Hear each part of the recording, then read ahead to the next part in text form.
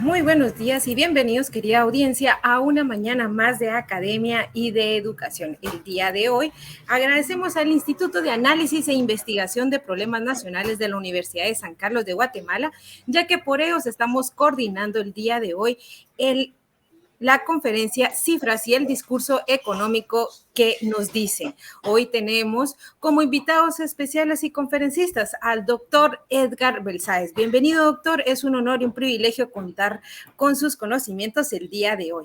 Asimismo, doy la cordial bienvenida a nuestro querido maestro Maynor Cabrera, que estará compartiendo el día de hoy acá en el programa de educación continua. Contamos también con la presencia de la jefa del instituto de IPNUSAC, nuestra querida doctora Heidi de Mata. Bienvenida, doctora, es un honor y un privilegio, y desde ya agradecerle por toda esta actualización e innovación de conocimientos que siempre va a la vanguardia, sumando más academia y más educación, contando con estos temas tan interesantes. Gracias, doctora Heidi de Mata, por toda su iniciativa y por su innovación. Bienvenidos, querida audiencia, reciban un cordial saludo por parte de nuestro querido rector en funciones, maestro Pablo Oliva, que siempre va a la vanguardia sumando más academia y más educación. Recuerden inscribirse en el link que aparece en la página de Educación Continua. Ustedes llenan sus datos y luego de llenar sus datos regresan a nuestra fanpage durante la transmisión. No olviden colocar su nombre completo y entre paréntesis las palabras en línea. Esto es indispensable para que ustedes puedan generar su diploma de participación. Recuerden que también son unos sencillos pasos para que ustedes puedan generar su diploma de participación. Así que, querida audiencia, bienvenidos sean cada uno de ustedes. Si ustedes tienen cualquier duda o comentario para poder responder al finalizar la conferencia, con mucho gusto ustedes lo pueden comentar en la parte de comentarios y al finalizar estaremos respondiendo cada una de sus preguntas. Así que el día de hoy dejo en el uso de la voz de nuestra querida doctora Heidi de Mata, jefa del Instituto de Análisis de Investigación de Problemas Nacionales de la Universidad de San Carlos de Guatemala. Doctora Heidi de Mata, el uso de la voz es suyo. Bienvenida. Muchas gracias, Sarita. Para el Instituto de Análisis e Investigación de los Problemas Nacionales es de gran importancia el programa webinario denominado Las Cifras y el Discurso Económico. ¿Qué nos dicen? El Instituto de Análisis e Investigación de los Problemas Nacionales es la instancia que asesora al Consejo Superior Universitario y al rector en funciones en relación a la problemática socioeconómica, y como parte del trabajo de incidencia que se realiza, se da a conocer la revista número 38, la revista impresa, que es de carácter trimestral, y queremos compartir con ustedes que en el año 2022 para el país es de gran importancia por los acontecimientos que lo marcan.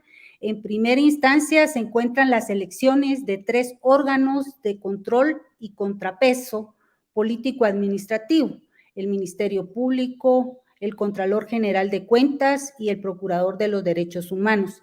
Elecciones que desde ya están marcando la coyuntura nacional. Además, porque es un año preelectoral. Este es el marco de inicio, digamos, de esta vida política del país. Lo hace un año de muchas expectativas sobre cómo se desarrollarán tales acontecimientos.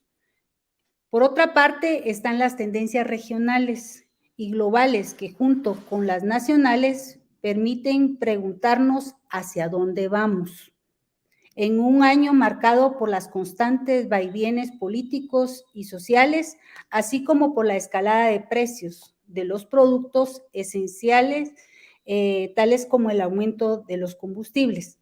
De esta cuenta, como país, no podemos desligarnos de enfrentar la transición global de pospandemia, que marca tendencias no muy alentadoras, debido a los estragos que esta dejó a nivel mundial y en los países como el nuestro, que llevan la peor parte. De tal manera que la revista número 38 invita a expertos quienes han elaborado trabajos de investigación sobre la reforma del Estado, balance del actual periodo constitucional y perspectivas hacia 2024, abordado por el politólogo Luis Mac, También la abogada Ilse Álvarez hace un análisis profundo sobre responder a la pregunta, ¿hay salidas para la crisis institucional del sector justicia? El antropólogo Edgar Skid Choi nos invita también a que sigamos aprendiendo sobre pueblos y comunidades indígenas frente a la crisis del Estado ladino mestizo. El economista Edgar Balcells hace un estudio minucioso del discurso económico en el país en su artículo La alegoría discursiva de la economía y las predicciones, más allá de Pangloss y Cassandra. Mientras que Ger Rosenthal, también economista, nos interpreta el mundo de la pospandemia, las grandes tendencias geoeconómicas, y Grosby Girón nos habla de la democracia latinoamericana frente a los retos del nuevo siglo. Cerramos el número 38 con el trabajo de Elena Díez Pinto, quien escribió sobre los retos de la ciencia y la tecnología en el futuro global que ya empezó. Por tanto, hacemos la cordial invitación a que puedan obtener su revista número 38, que corresponde al primer trimestre del 2022, en las instalaciones del IBNUSAC, edificio S11, Salón 100 y 103, Ciudad Universitaria, Zona 13. También queremos invitarles a que nos consulten en nuestra página www.ipn.usac.edu.gt y a ibnusac@gmail.com. Si me permiten, daré lectura a la hoja de vida de las biografías de Maynor Cabrera. Él es un economista con experiencia en macroeconomía, desarrollo humano y política fiscal. Actualmente es consultor y experto asociado del Instituto Compromiso por la Equidad de la Universidad de Tulán. Es egresado de la Universidad de San Carlos y de la Pontificia Universidad Católica de Chile. Realizó estudios sobre política tributaria en la Escuela de Gobierno de la Universidad de Harvard. Ha trabajado como investigador en ACIES, CIEN e ICEFI, como asesor de organismos gubernamentales, Secretaría de Planificación y SAT. Y como consultor de organismos internacionales, es autor de publicaciones académicas y capítulos en libros sobre análisis económico. Además, ha elaborado reportes técnicos para Banco Mundial, BID, Naciones Unidas y USAID, así como para otras agencias de cooperación y gobierno. Así que muchas gracias, maestro Maynor Cabrera, por aceptar la invitación del IBNUSAC a comentar el artículo. El doctor Edgar Balcells es economista por la Universidad de San Carlos de Guatemala, doctor en Ciencias Políticas y Sociología, Pontificia Universidad de Salamanca, maestría en Policy Economics, Universidad de Ionis en Urbana-Champaign y en Administración Pública. USAC, INAP, jefe de área socioeconómica del INUSAC, fue ministro de Finanzas Públicas 2010-2011, subsecretario de CEGEPLAN y miembro de la Junta Monetaria, docente de posgrado de la Facultad de Economía, USAC, e investigador de Flaxo, Guatemala. Así que para nosotros realmente como instituto es de gran importancia organizar este webinar que nos permite dar a conocer públicamente como parte del trabajo de incidencia que venía realizando el IBNUSAC a raíz del COVID, pues no es posible realizar la presentación más que de forma virtual, y en ese sentido vamos a explicar la metodología. Tanto el expositor como el comentarista, cada uno de ellos tiene 30 minutos para disertar en relación a las cifras y el discurso económico que nos dicen. Así, si me permiten, dejo en el uso de la palabra a Edgar Balcells. Muchas gracias, maestra de Mata. Pregunto si se tiene ya ahí la portada de mi presentación en la pantalla. que yo no puedo verla, yo estoy viendo mi Ya presentación. está. ¿Sí? Sí, ya. Bueno, entonces, como ustedes ven, el titular es crecer al 8%. ¿Será esto suficiente? Y aquí para los docentes, las docentes, los alumnos, las alumnas que nos están viendo, que en donde quedan grabadas estas interesantes pláticas del programa de educación continua, vamos a hablar de matemáticas, de estadística, de números, pero también vamos a hablar de ciencias de la comunicación, del discurso, de política pública, de lo que debe hacer el sector privado, de los mercados, etcétera. Es una plática que yo considero muy interesante y que agradezco a la maestra de Mata el nuevo giro que le está dando a la revista de análisis de la realidad nacional, porque tener a Ger Rosenthal, tener a Elena Díez y que también me acompañe Maynor Cabrera, que yo quisiera hacer una primera presentación de este conversatorio de Maynor, porque es un economista muy bien logrado ya, un economista bien formado en estos temas y que recientemente ha elaborado un estudio para la Universidad Rafael Landívar del tema de la desigualdad y vamos a hablar también de esos temas. Entonces, lo que ustedes ven en pantalla es un tema de actualidad y es un cuadro famoso de Manuel Chabajay, cómo el pueblo va cargando precisamente a las burocracias. Y en este caso, la burocracia del Banco de Guatemala, vamos a hablar de ellos porque son los que elaboran el famoso PIB. Y precisamente un artículo de Prensa Libre del día de hoy, para que ustedes se den cuenta de la importancia de entender estas cosas, es un artículo que les recomiendo de Prensa Libre, elaborado por Rosa María Bolaños, y dice, enumeran beneficios de mejor calificación. Y muchos de nosotros ni siquiera entendemos qué es eso. Y hay unas fotos de María Antonieta Bonilla, ahí que es la decana de la Landívar, del actual ministro de Finanzas, de un analista de ACIES que se llama Pedro Prado y del presidente de la American Chamber de Guatemala. Y las preocupaciones, todos ellos dicen escenarios futuros y están diciendo precisamente que el mismo Fondo Monetario Internacional respaldó un reporte que tiene con base cifras del Banco Guatemala, en donde precisamente se está creciendo, se cerró un crecimiento al 8% en 2021. Pero ¿qué significa eso? Que la gente lo repite, yo lo oigo incluso en las clases. Crecimos 8%, pero muy pocos entienden qué es lo que eso quiere decir.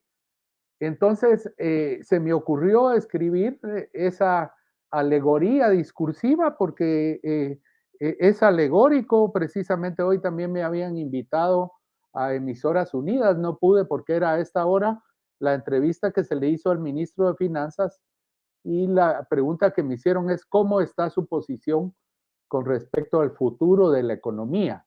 Es como tener una bola de cristal, como tener a una pitonisa en los tiempos de la Grecia antigua, de la mitología griega, que es un estilo Casandra, por ejemplo, que era una pitonisa a la que iban los guerreros y los grandes potentados griegos a preguntarle sobre el futuro, sobre todo incluso ella predijo los temas de la guerra de Troya, pero por unas desgracias mitológicas nadie le creía. Por eso se llama el mito de Casandra, que les recomiendo a leer. Pero lo que hay en Guatemala es un superoptimismo. Y entonces en ese superoptimismo les recomiendo leer esa novela pequeña de Voltaire, Cándido o El optimismo, que es basada en un filósofo también alemán, Leibniz, que indica que estamos en el mejor de todos los mundos posibles. O sea, entonces, ¿en qué estamos? ¿En que vamos re bien como país?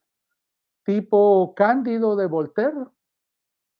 tipo el doctor Pangloss, que es un personaje de esa novela, o estamos en el mito de Casandra, a quien Apolo la castigó porque le había dado el don de la predicción, pero por diversos problemas que tuvo con Apolo, le dio también el don de el defecto de la pérdida de credibilidad en sus predicciones. Por eso se llama el mito del Casandra. Pero precisamente lo que estamos hablando es del futuro. Y eso hay que utilizar estadística, hay que utilizar matemáticas, hay que ir a los números. Y por eso es que incluso en IMNUSAC nos hemos querido acercar mucho con los científicos, con entidades como la Facultad de Ciencias Químicas o la Facultad de Ingeniería, facultades de Ingeniería y Agronomía, que son los ingenieros los que manejan números, los que manejan las matemáticas e incluso gente de la Facultad de Ingeniería está sentada en la directiva del Instituto Nacional de Estadística. No perdamos eso, que la Universidad de San Carlos tiene una CIA tanto en la Junta Monetaria como en el Instituto Nacional de Estadística. Entonces, hay un discurso. No tengo mucho tiempo, es algo que me apasiona. Yo tengo una compañera ahí en IMNUSAC, Betty Ábalos, que seguramente está oyendo y tiene mucha experiencia en esto con los compañeros y compañeras de ciencias de la comunicación, de lo que es la teoría crítica del discurso. Hay una utilización ceremonial y discursiva del lenguaje y es lo que hace el Banco de Guatemala. Imagínense ustedes, solo les leo el discurso, el párrafo de Antonieta de Bonilla del día de hoy.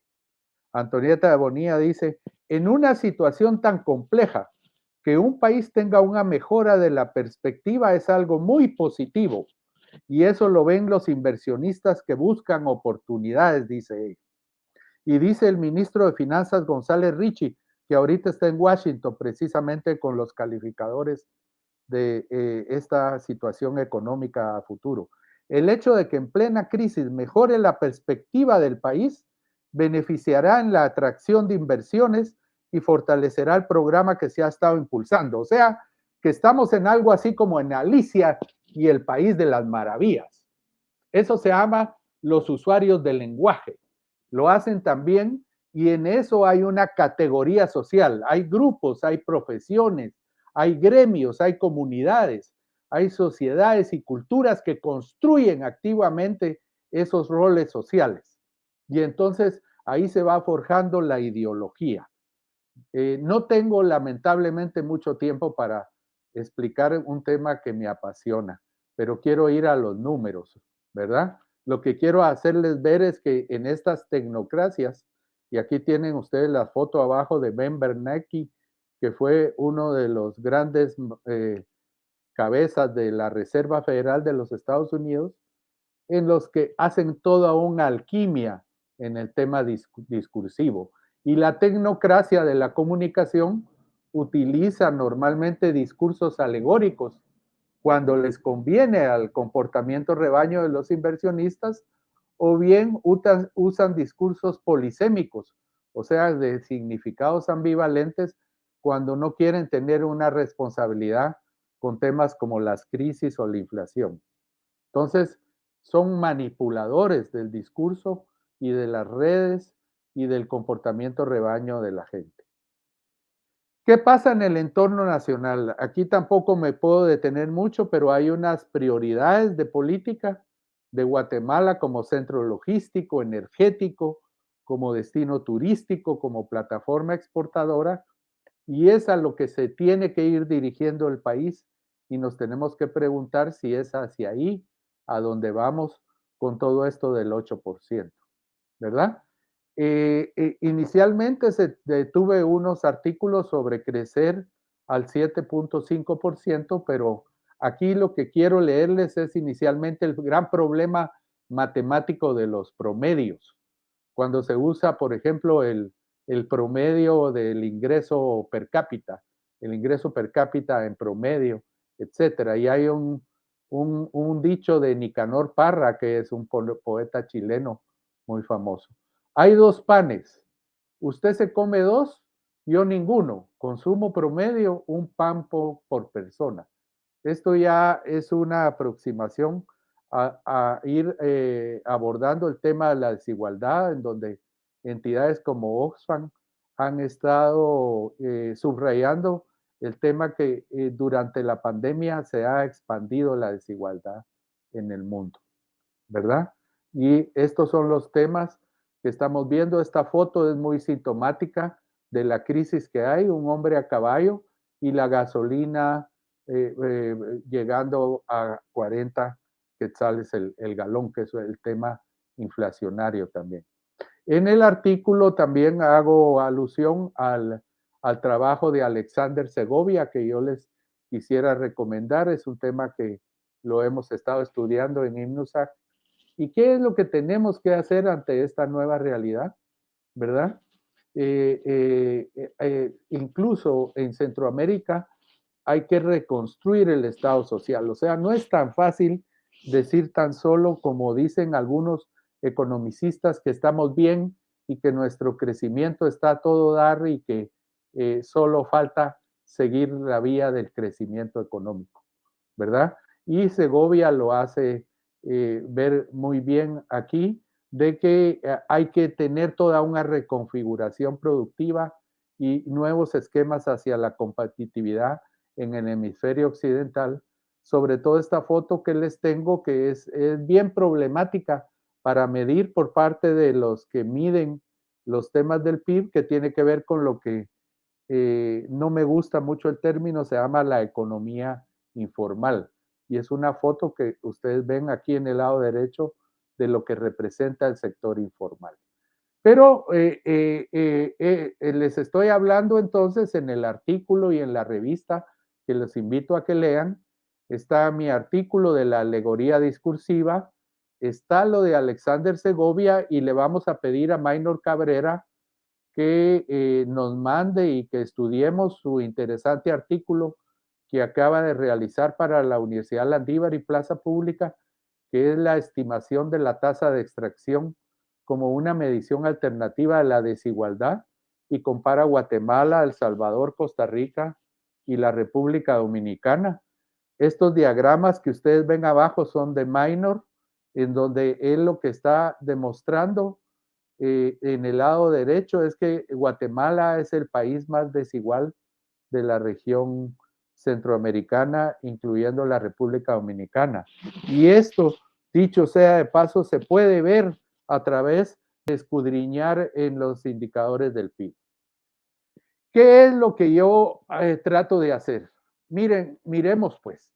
Hay un primer cuadro que sacó Prensa Libre a principios del año, que me imagino que se le dio la gente del Banco de Guatemala a un periodista, Urias Gamarro, y es en donde aparece en la parte de abajo el famoso 7.5%, que se convirtió ahora en 8%. ¿Qué quiere decir ese 7.5%? La gente muy poco lo entiende, ¿verdad?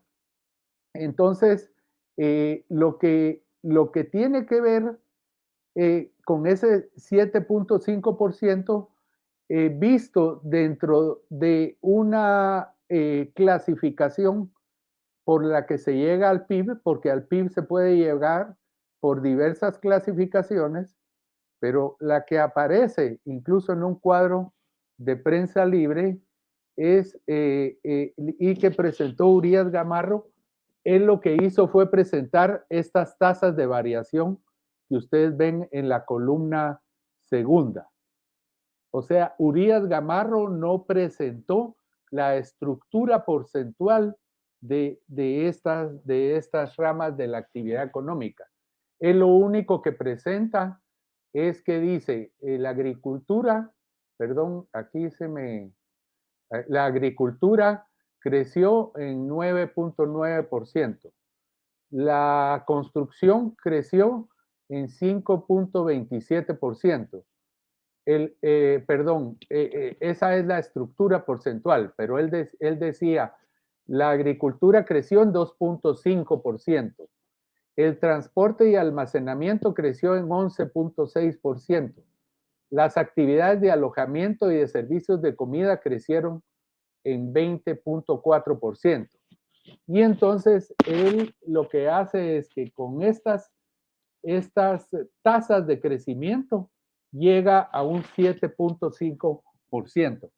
Pero si ustedes fueran acuciosos y mediante ese simple cuadro, sin presentar esta columna del lado izquierdo que yo me molesté en ir investigando y sacarlo de los datos de las cuentas nacionales, es bien difícil entender cómo se establece ese 7.5% que está aquí. Y es lo que se ha dado y la gente lo repite. Entonces nosotros vemos incluso en los grandes foros empresariales, crecimos 7.5%, pero la pregunta es cómo se llegó a esto. Y entonces lo que sería bien interesante es saber cuáles son los respaldos estadísticos que tiene el Banco de Guatemala para demostrarme a mí, por ejemplo, que en el ramo de la salud, por ejemplo, es un tema que yo estuve trabajando mucho tiempo, 6 años en el ICS, crecimos al 6.6%. Entonces, la pregunta que yo quisiera hacerle a estos estimados señores, que lo tienen todo en una caja negra, que no se tienen esos registros, es cómo ellos demostraron ese 6.6%. Pero la otra pregunta es cómo se llega a este 7.5%, porque no es un promedio de esto en general. Entonces yo me tomé a la molestia en hacer unos ajustes que aparecen ahí en el cuadro y nos encontramos con un primer problema que cuando le vemos el peso que tiene cada actividad económica dentro de la estructura productiva, nos llega a un 93.66%. Entonces, ahí cuando comenzamos a ver los esquemas metodológicos y estadísticos, nos encontramos con toda una serie de temas que lo manejan muy bien los matemáticos y lo manejamos en las facultades de economía, los que hemos trabajado con los índices de precios, que tiene que ver en estadística con lo que se denomina series encadenadas, medidas encadenadas de volumen, que tiene un año de referencia del 2013 y lo van encadenando, y que eso nos lleva a un problema matemático que se denomina de no aditividad. No tengo mucho tiempo tampoco en la plática porque quiero dejar la presentación de Minor, pero lo llego a determinar ahí y más o menos pude ir mostrando que en una estructura de comparación porcentual de porcentajes, una media ponderada se va llegando a ese famoso 7.5% por ramas de actividad. Pero también al famoso PIB, y aquí lo pueden ir viendo ustedes, cómo eso fue un rebote que se tiene en el 2021, pero ya en el 2022 se está llegando a crecimientos más normales, que ellos indican que es de 3.5 a 5.5%, pero que ahorita en los informes del Fondo Monetario Internacional de las reuniones de primavera se están haciendo revisiones a la baja. O sea, volvemos a la estructura que teníamos desde hace más de 10 años, o sea, un crecimiento bastante mediocre. Y de eso también me ocuparé de hablar. Pero luego hay también un tema que seguro lo va a tocar Minor, porque está el PIB por la generación del ingreso. Y los invito a que lean mi artículo porque ahí voy viendo precisamente cómo se reparten el pastel en Guatemala. O sea, de un PIB, un PIB determinado que se tiene, ¿verdad? Ese PIB se reparte en asalariados, se reparte en una cifra de impuestos sobre producción e importaciones que no vamos a escudriñar mucho en ella, pero aquí está el famoso excedente de explotación bruto, que es estos 220.962, que tiene que ver con las ganancias de las empresas corporativas. Esto es lo que se expresa en el estado de resultados. Por ejemplo, las ganancias del Banco Industrial del 2021 se reflejan aquí en estos 220,000 millones. Pero el gran problema que tienen nuestros estadísticos es este ingreso mixto bruto, porque eso concentra a lo que es la población que no es la asalariada, que es esta que se lleva los 214,000 millones y que son únicamente un 20, un 25% de la población. Pero en este ingreso mixto bruto está más del 70% de la población económicamente activa. Entonces nosotros nos dimos a la tarea de reflejarlo en una interesante gráfica de pastel, donde ustedes pueden ver, aquí tenemos un 36% del PIB, se lo llevan los asalariados del país. Aquí están sobre todo los más significativos, son los sindicalistas del Ministerio de Educación, la gente de Joviel Acevedo y todo eso, que son los más cómodos, los del Banco Guatemala, los burócratas, etcétera, que pagan el ICSI y de algunas empresas corporativas. El ingreso, el excedente de explotación, que se lleva el 37%, pero resulta que esto, de acuerdo a unas investigaciones también que está haciendo Maynor Cabrera, no son ni siquiera el 5% de la población del país. O sea, de los 15 millones de habitantes que tenemos, para investigar el ingreso per cápita, este 37% no se lo está llevando ni el 5% de la gente. Pero resulta ser que el ingreso mixto bruto, el 20%, en donde está el 70% de la masa de la población, y se lleva el 20% del pastel de la producción de bienes y servicios. Miren ustedes qué gran estructura de desigualdad tenemos.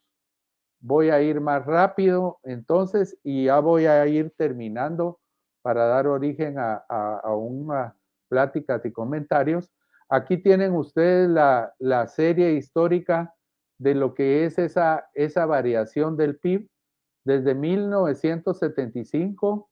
En los años 70 tuvimos tasas de crecimiento bastante altas. Eso tiene que ver con muchas investigaciones que hemos hecho también en INMNUSAC, pero hemos seguido a lo largo de los años con unos tasas de crecimiento muy mediocres y estamos volviendo hacia el 2025 porque estos son cifras del Fondo Monetario Internacional, incluso aquí en el 2021, donde hubo un salto mayor al esperado, porque esto fue elaborado antes. Estos son de artículos anteriores al 2021, a ese cierre, pero se está volviendo a una tendencia que es muy regular de lo mismo.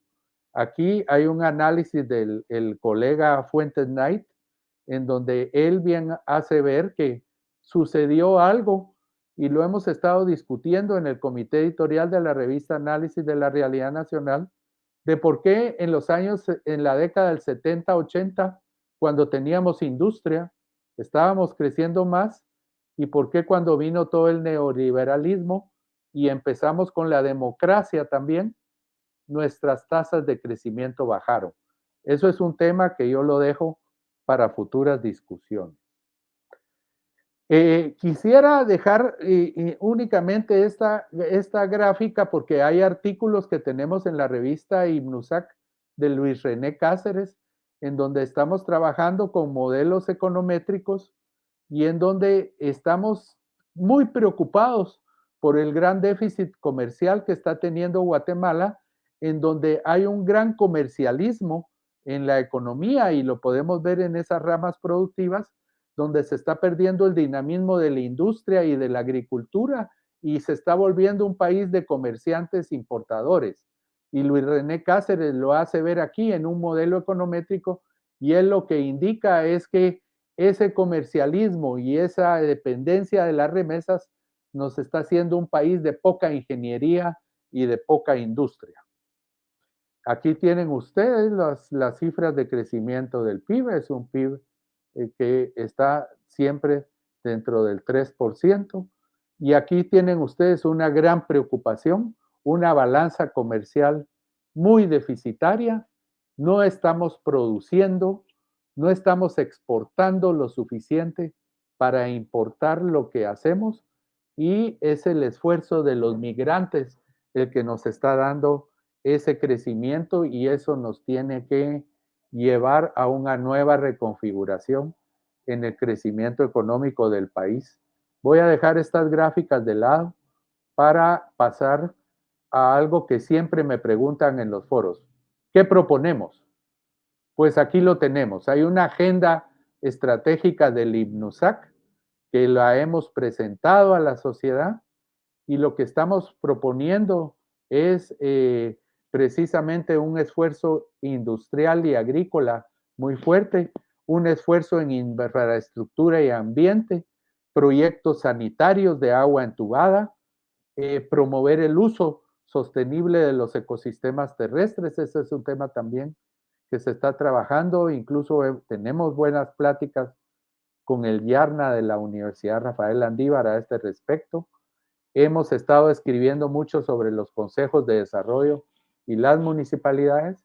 Hemos estado buscando herramientas para una mayor productividad, educación tecnológica, que es la que deben tener los centros regionales, ya no tanto una educación para abogados, para contadores públicos, una educación de únicamente un magisterio tradicional, sino una educación en matemáticas y en ingeniería, el fomento de una inversión pública de calidad y lo que es la diversificación productiva, que se abre una nueva ventana ahora con todo este tema de Ucrania. Entonces yo con esto, compañeros, quisiera quedarme hasta ahí para seguir con las pláticas. Gracias.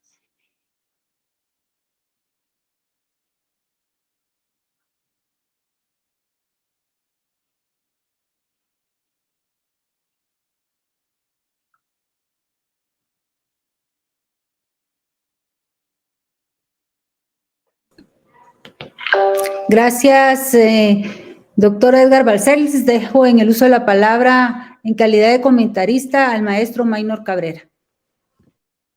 Primero que todo, muchas gracias a la maestra de Mata, al doctor Balcells y al público asistente por tener la oportunidad de compartir estos puntos de vista que pues están inspirados en los artículos y las reflexiones que nos ha compartido el doctor Balcells, pero también, bueno, me gustaría también poner un poquito en contexto cómo es la situación de Guatemala, y de hecho le quisiera pedir favor a Sara que si pudiera poner la presentación.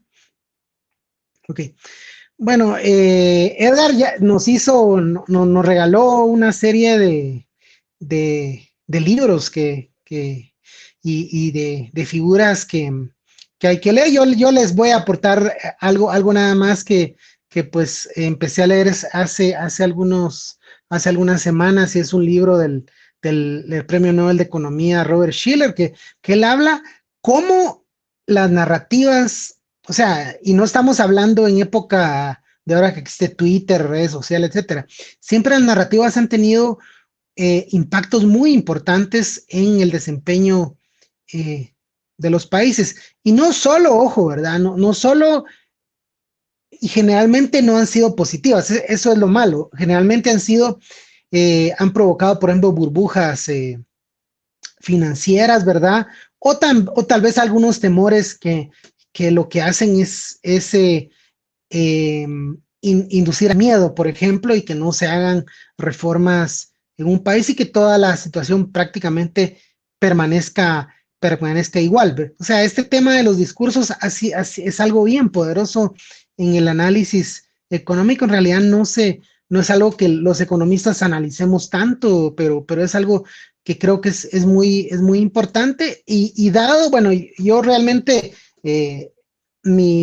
por mi formación soy muy dado a utilizar cifras, pero bueno, cuando yo estudié economía en la universidad, pues prácticamente la gran parte de la de la discusión tenía que basarse mucho en supuestos porque no teníamos cifras.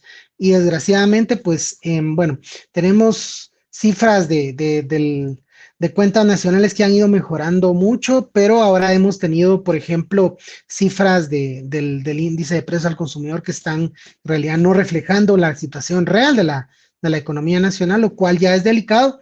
Pero por otro lado, también ustedes lo van a ver dentro de algunos datos que yo les voy a estar presentando acá.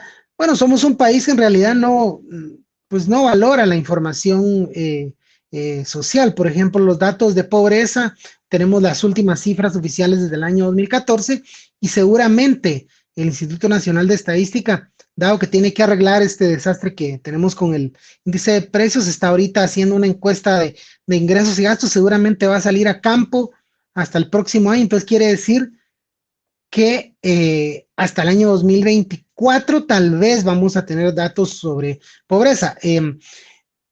Y cuando veamos, por ejemplo, datos de otros países centroamericanos, bueno, los países centroamericanos tienen, con la única excepción de Nicaragua, ¿verdad? Todos los países tienen encuestas anuales porque es un tema importante, porque es un tema que hay que estarlo monitoreando, ¿verdad? La pobreza no es solo un dato, no es algo, no, es síntoma del éxito del sistema. O sea, el sistema, uno no puede estar, por ejemplo, contento, que ahorita, de hecho, uno podría decir, yo podría ir con este discurso también. Miren, por ejemplo, Guatemala debería sentirse orgullosa, ¿verdad? Miren, por ejemplo, aquí tenemos 34 países de América Latina y el Caribe, y Guatemala es el puesto número 13. Pues estamos, no somos el top 10, ¿verdad? Pero estamos dentro de los países que más crecieron, los países que más crecieron en la región. Bueno, pero tampoco, fíjense, pues ahí es donde uno creo que es bien importante manejar el discurso. O sea, si ustedes se dan cuenta, por ejemplo, hay otros países que crecieron más que Guatemala. Por ejemplo, países que tal vez el síndrome que tenemos de capitanía general, los guatemaltecos creemos a veces que necesariamente todo lo mejor de Centroamérica está aquí en Guatemala. Miren, por ejemplo, Nicaragua creció más, El Salvador creció más, Panamá creció 15.3. Es cierto, por ejemplo, que también estos países le sucedió lo mismo que le sucedió a Guatemala. Tuvimos una recesión en el año 2020 y muchas actividades pues se están recuperando, ¿verdad? Obviamente esto es lo que sucede. De hecho, pues algunos de ustedes que trabajan en empresas privadas, si ustedes le dicen, miren, duplicamos las ventas respecto al año pasado, bueno, pero mira, compadre, el año pasado estuvimos cerrados la mitad del año, no es para ponerse a celebrar. Esto es un poco lo que sucedió en Guatemala durante el año pasado. Hubieron meses en los cuales pues prácticamente no hubo mayor actividad. El sector, por ejemplo, que mencionaba Edgar ahí del sector de alojamiento, restaurantes, estuvo prácticamente cerrado. Entonces, obviamente lo que estamos observando es una recuperación de la actividad económica, ¿verdad? Eso creo que sí es innegable, ¿verdad? Es una recuperación de la actividad económica, pero obviamente estamos volviendo pues como una reversión al promedio que hemos tenido siempre. O sea, el promedio de crecimiento económico de Guatemala nunca ha sido, con excepción, digamos, de los crecimientos que tuvimos en los años 70, ha sido un crecimiento sumamente moderado, pero también, bueno, parte de lo que yo quisiera discutir aquí con ustedes, bueno, es, bueno, ¿qué es lo que podemos esperar también un poquito a futuro? Si en realidad esto es solo, pues, un espejismo, un buen día, o es el augurio de un futuro prometedor. Veamos, por ejemplo, el siguiente slide. Ok. Bueno, por ejemplo, si miramos nosotros los últimos 10 años, bueno, Guatemala también había estado, pues obviamente en la medianía de la tabla, ¿verdad? No de los líderes de la región de Centroamérica y República Dominicana, sí creciendo por debajo del promedio, ¿verdad? Pero muy similar, por ejemplo, a países como Costa Rica, Honduras. En el caso de Nicaragua hay que considerar que por toda la situación política, Nicaragua pues prácticamente tuvo recesión en los últimos años, 2019 y 2018, 2020 no fue la excepción. Y bueno, y los países que se destacan dentro de la región son prácticamente República Dominicana y Panamá, y El Salvador está por debajo. O sea, primero, bueno, hay que ponerlo en contexto. uno podría decir, bueno, Guatemala crecía al 3.6%, entonces quiere decir de que, ¿qué pasó ahora? ¿Ya es una nueva Guatemala? ¿Es algo nuevo que está pasando? ¿Qué es lo que uno podría esperar? O sea, ese es un poquito el discurso que quieren plantear. Ahorita le voy a pedir, por ejemplo, a Sara que nos haga favor y corramos 2 slides. No este, sino el otro. Veamos. Acá hay 2 mapas, sería el segundo mapa, por favor. Es excelente. Miren, por ejemplo, bueno, si uno ve, por ejemplo, Guatemala, no es un país chiquitito, pero si uno lo ve ahí, por ejemplo, son uno de los países que está dentro del grupo de países que más creció. Ok, pero también nótese algo más, ¿verdad? O sea, 2021 fue un buen año para prácticamente todo el mundo, con algunas excepciones que están en distintos colores, que países que tuvieron recesión, los que están en naranja y en rojo. Y volvamos al mapa anterior. Por favor.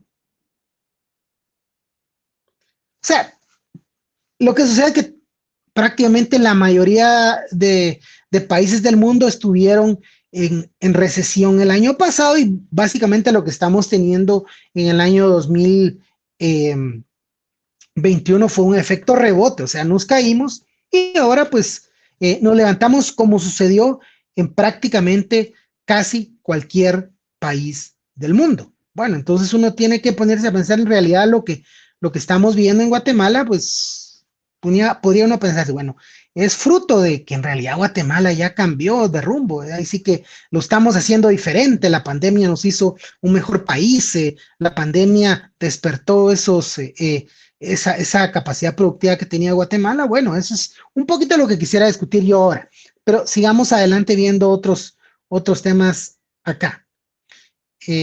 No en el mapa, sino la gráfica de barras que sigue después, por favor.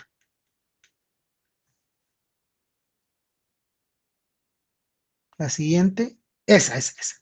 Veamos, por ejemplo, miren, pues, aquí puse la gráfica esta de la derecha un poquito más pequeñita para que coincidieran los ejes. Bueno, Guatemala en realidad es uno de los países que tiene mayores niveles de pobreza de la región de América Latina, ¿verdad? Junto con Honduras y junto con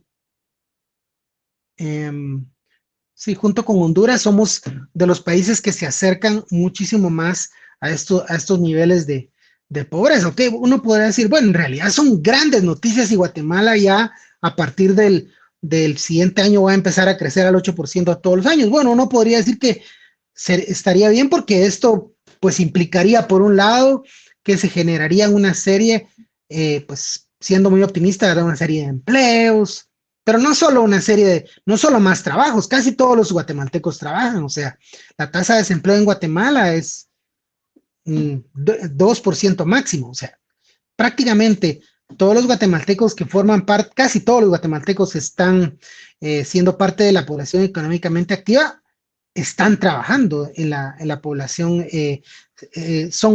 tienen un empleo. El problema es que qué tipo de empleos son los que se generan. Bueno, son tipos de empleos que generan que, aunque la economía guatemalteca haya sido relativamente estable, con un crecimiento moderado, pues tengamos, por ejemplo, tasas de crecimiento, que les dijera yo, tasas de pobreza mucho mayores. Por ejemplo, uno puede ver dentro de este gráfico, el gráfico de la izquierda, por ejemplo, incluso Nicaragua, que ha tenido tasas de crecimiento mucho más bajas que Guatemala, tiene una pobreza 15 puntos menor. ¿Y qué pasa también entonces en este modelo? Bueno, no quiere decir de que los guatemaltecos se queden a lamentar la pobreza que tienen en el país. Bueno, parte de que Guatemala no ha sido exitosa es toda la migración que se manifiesta hacia otros países. O sea, en este paraíso del 8% que tuvimos en el año 2021, hemos tenido récord de migrantes deportados hacia Guatemala, incluso pues niños que están, o sea, ni siquiera esperan a ser jóvenes, sino se van. O sea, esto también quiere decir de que hay algunas teorías ahí de impuestos que dice que la gente vota con los pies. Bueno, también los ciudadanos guatemaltecos en cierta forma votan con los pies porque abandonan el país porque no tienen necesariamente una buena perspectiva. Entonces hay un poco, a donde voy ahorita es que también hay que entender de que, bueno, ha habido una economía relativamente estable por un desacople entre esta economía relativamente estable y pues los altos niveles de pobreza que tiene Guatemala, altos niveles de desnutrición que tenemos en Guatemala son de los más altos en América Latina y solo comparables con países africanos. Han hecho, por ejemplo, estudios antropométricos de cuánto ha crecido, me refiero en centímetros, en talla, ¿verdad? La población guatemalteca en los últimos 100 años. Prácticamente las mujeres no crecieron nada, los hombres creo que crecimos 1 centímetro. Ustedes van a decir, no, es que el guatemalteco es chaparrito de por sí. No, pues miren, los migrantes se van a los Estados Unidos y los hijos que tienen, pues definitivamente desarrollan una talla muy superior que sus primos, por ejemplo. Bueno, entonces ahora pongámonos a pensar. En realidad quiere decir de que Guatemala con este 8% en el futuro vamos a estar bien. Veamos, por ejemplo, qué nos dice, bueno, qué nos dicen los siguientes datos que tenemos acá. Solo para ponerles en contexto, por favor, la siguiente gráfica. Bueno, está un poquito pequeña, creo que no se ve muy bien, pero yo se las contaré. Bueno, básicamente las economías tienen crecimiento económico básicamente por 3 factores. 1, pues, por el trabajo. 2, por la inversión de capital que tienen. Y 3, por la productividad de los factores. Es más o menos como pensemos en una fábrica, ¿verdad? Si ustedes van a incrementar la producción de una fábrica, ustedes pueden hacerlo ya sea contratando más empleados o ampliando la capacidad productiva de la planta, no sé, comprar otra máquina, qué sé yo. O bien se puede reorganizar mejor las cosas dentro de esa fábrica y hacer mejor las cosas con los mismos insumos productivos que se tienen. Entonces, bueno, veamos qué ha hecho Guatemala. Miremos en el caso del trabajo. Ya sabemos que somos un país con una población joven, creciente, pero ojo, también muchos jóvenes están migrando. Bueno, Guatemala participó recientemente de las pruebas de calidad educativa que se llaman PISA, y aquí hicieron pues cómo estaba el acervo en términos de lectura, matemática y ciencias. Bueno, por ejemplo, Guatemala está por debajo de los países de América Latina, por debajo de los países de ingreso medio alto, que es medio bajo. Guatemala es un país de ingreso medio alto. Estamos muy por debajo de los países de ingreso medio bajo en lectura. Pero en matemática la situación es aún peor. Las distancias son muchísimo mayores. Por ejemplo, estamos en realidad prácticamente estamos comparables con países de ingreso bajo en términos de matemática, y en términos de ciencias estamos pues casi tan mal como el caso de otros países, ¿verdad? De otros países estamos muy por debajo. O sea, Guatemala, en primer lugar, la calidad educativa en Guatemala es muy mala. Ustedes bien ven, por ejemplo, datos son las pruebas del Ministerio de Educación, donde prácticamente, no sé, un 10%, en idioma y como un 2%, un 5% en matemática, tienen un resultado satisfactorio. Ojo, estos datos de PISA son previos a la pandemia. ¿Cómo habremos mejorado? ¿Ustedes creen que habremos mejorado la calidad educativa, dado que la mayoría de estudiantes pues han estado recibiendo clases? Los que les va bien tienen electricidad, conexión a internet desde su casa, y los que no, pues simplemente han abandonado pues las escuelas. Pues aquí definitivamente por este lado no es. Tenemos jóvenes que se están yendo del país, jóvenes que no se están formando bien, o sea, la calidad educativa era mala, y aparte con la pandemia empeoró. Entonces, y hay otro tema también bien importante que les quisiera mencionar en el caso de Guatemala. Han hecho estudios, por ejemplo, de qué tanta movilidad hay en términos de la educación de una persona. Por ejemplo, ¿qué tanto se parece a la educación que yo tengo respecto a mis padres o a mis abuelos? Bueno, resulta que Guatemala es uno de los países donde tiene una correlación más alta. ¿Qué quiere decir esto? Que mi educación va a ser muy similar a la de mi abuelo o a la de mi bisabuelo. Entonces, ¿qué quiere decir esto? Bueno, obviamente que si algún niño dejó de estudiar, pues obviamente esto le va a pegar seguramente hacia sus generaciones futuras. Entonces, por el lado de la calidad del trabajador, definitivamente no es. Por ahí no vamos. Entonces, sigamos viendo qué otras opciones hay.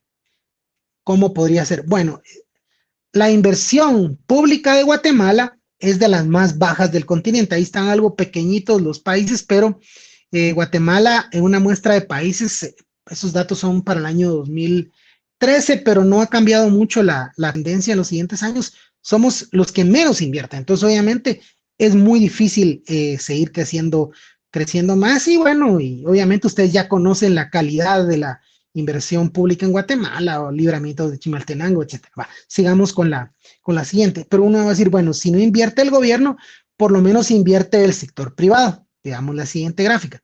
Pues tampoco. Somos el país de América Latina que menos invierte como proporción del PIB. Invertimos más o menos lo mismo que invierte El Salvador, Cuba y Barbados, y estamos muy lejos, por ejemplo, de lo que invierten en los países, otros países latinoamericanos. O sea, también por el lado de la inversión que hacen las empresas privadas, es una inversión sumamente baja. Entonces, si no tenemos capital o trabajo, lo que nos queda es la productividad. Veamos qué ha pasado con la productividad, que es el siguiente slide. Esos datos del siguiente slide que ahorita viene son datos de la Reserva Federal de los Estados Unidos. Por favor, Sara.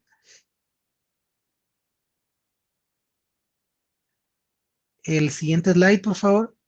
Ok. Bueno, básicamente, ¿qué quiere decir ese slide? Pues prácticamente la productividad no ha estado creciendo prácticamente desde los últimos, más o menos los últimos 10 años. La productividad se mantuvo estancada. Más o menos la productividad del año 2005 es casi que la misma que teníamos en el año 2019. Entonces, pues como les digo, en realidad, ok, si uno hace las cosas de la misma forma, no va a esperar resultados diferentes. O sea, es impensable, por ejemplo, pensar en resultados diferentes. Luego pasemos, ya yendo un poquito más con la parte que veía, pero bueno, ese es un tema, ¿verdad? Veamos 2 slides, por favor. Hay una tabla en el slide 12.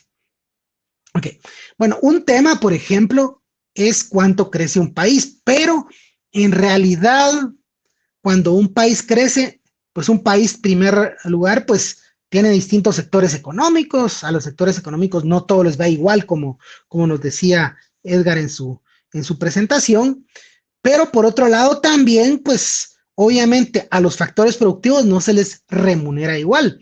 Y la posesión, por ejemplo, de factores productivos depende obviamente de en qué estrato social esté uno. Por ejemplo, bueno, obviamente quienes son dueños del capital de empresas, pues están en estratos más altos. Quienes solo tienen, pues, ¿qué les dijera yo? Su esfuerzo físico o su intelecto, pues están en estratos más bajos de ingreso.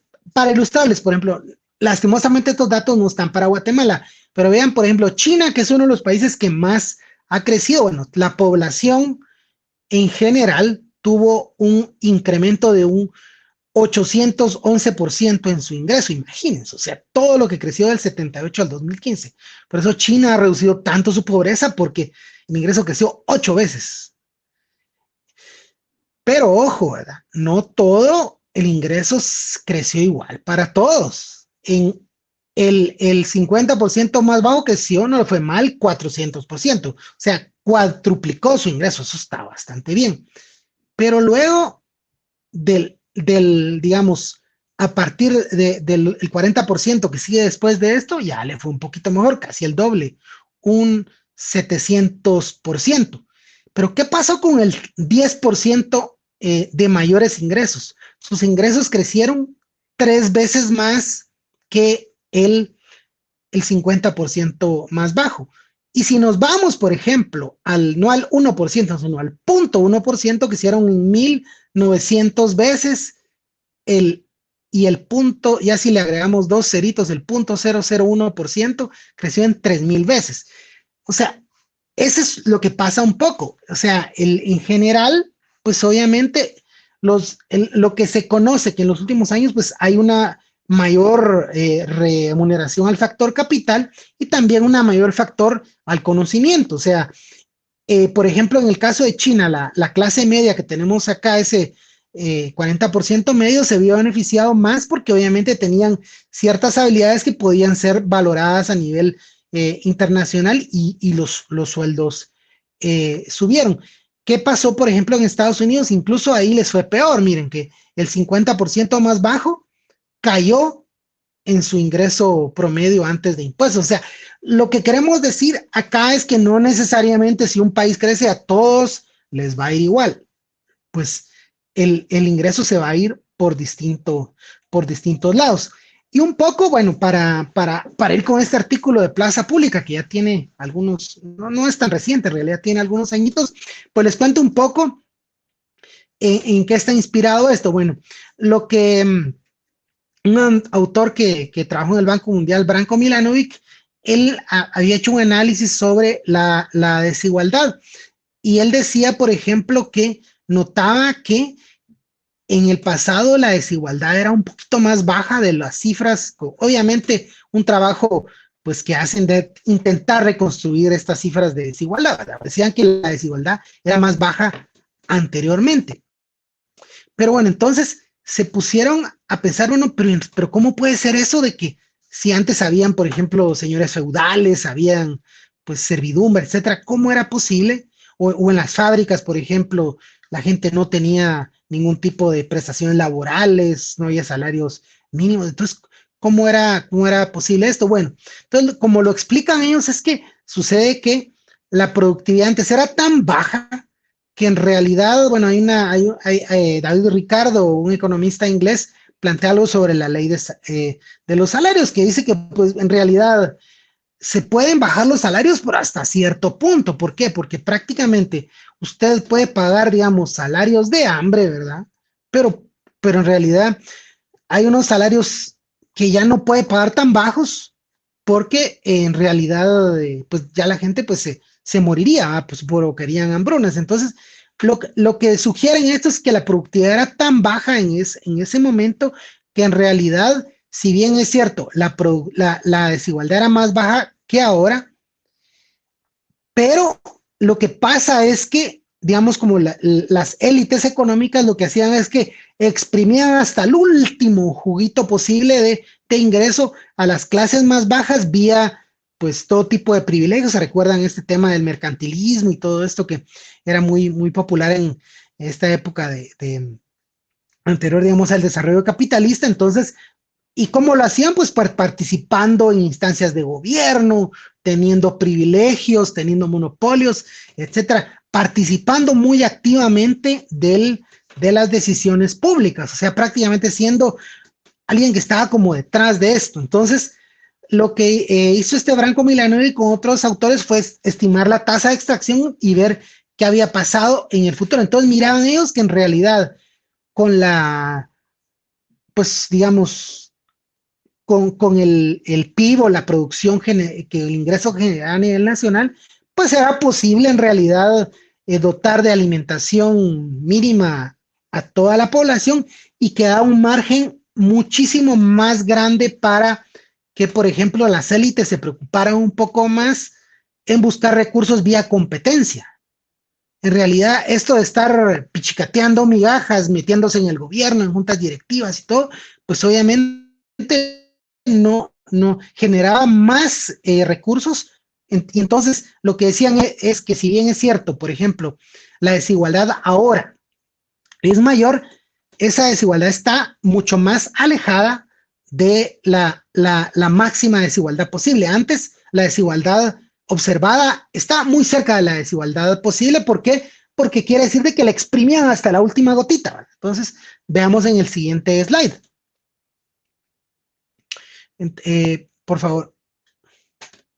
Entonces, lo que notaron ellos, por ejemplo, que había bueno, por ejemplo, teóricamente lo que ellos esperarían es que entre un país tiene un mayor ingreso per cápita, pues puede haber mayores niveles de desigualdad, por ejemplo, y sin dejar, por ejemplo, a la población en condiciones necesariamente de hambre o de miseria, ¿verdad? Entonces, se dieron a la idea de calcular estas medidas de tasa de extracción y lo que han encontrado, por ejemplo, es bien interesante, ¿verdad? Que aquellos países, por ejemplo, que tuvieron mejores tasas de crecimiento económico, pues obviamente tenían tasas de extracción muchísimo más bajas porque esos países aprovecharon mejor la globalización y podían, digamos, hacer en realidad que los ingresos de las personas de más dinero crecieran sin necesidad de estar, pues ahí sí que pichicateándole hasta el último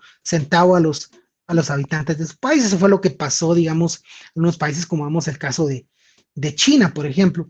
Entonces, a iniciativa de Plaza Pública, pues yo elaboré un análisis que pues se hizo veamos la siguiente slide, con datos para 3 países de la región, que son los países que tenían datos, ¿verdad? Que es, bueno, en realidad Guatemala no tenía datos muy recientes. Veamos el siguiente slide, por favor.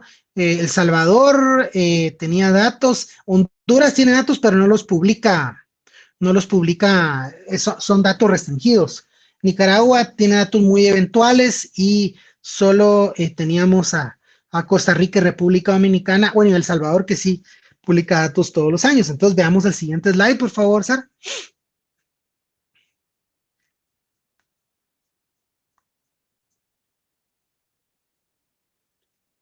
Ok.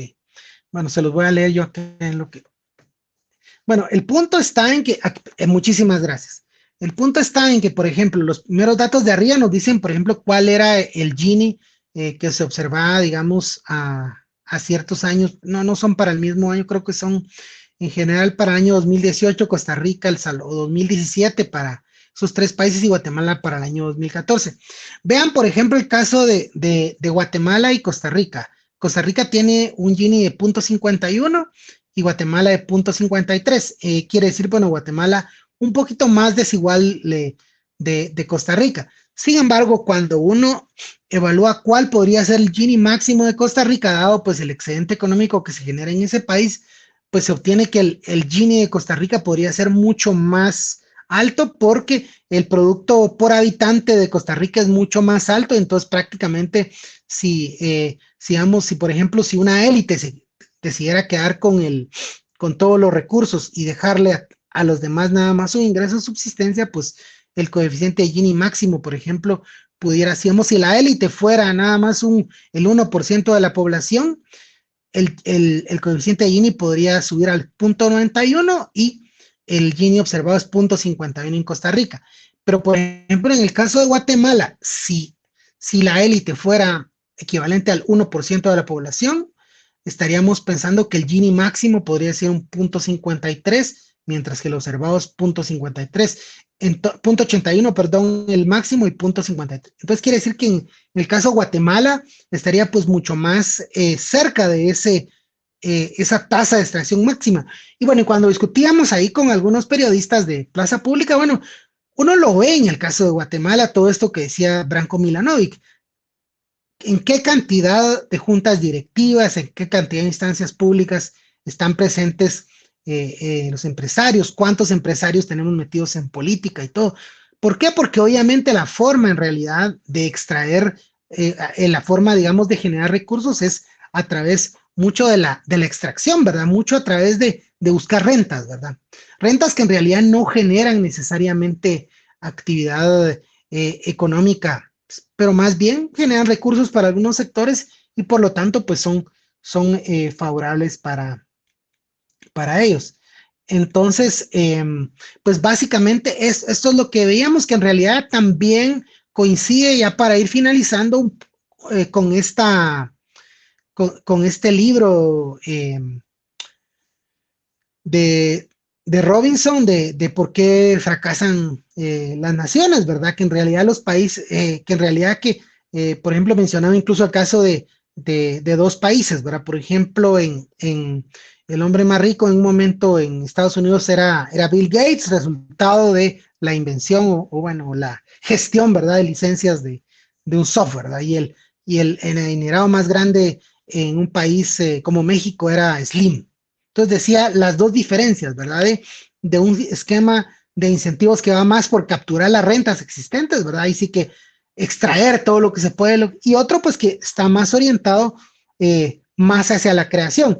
Pero para finalizar, en realidad, como decía Balcells, ¿cuál es la propuesta? Bueno, la propuesta sería, obviamente, fíjense que en Guatemala más o menos el 90% de las empresas son microempresas, ¿verdad?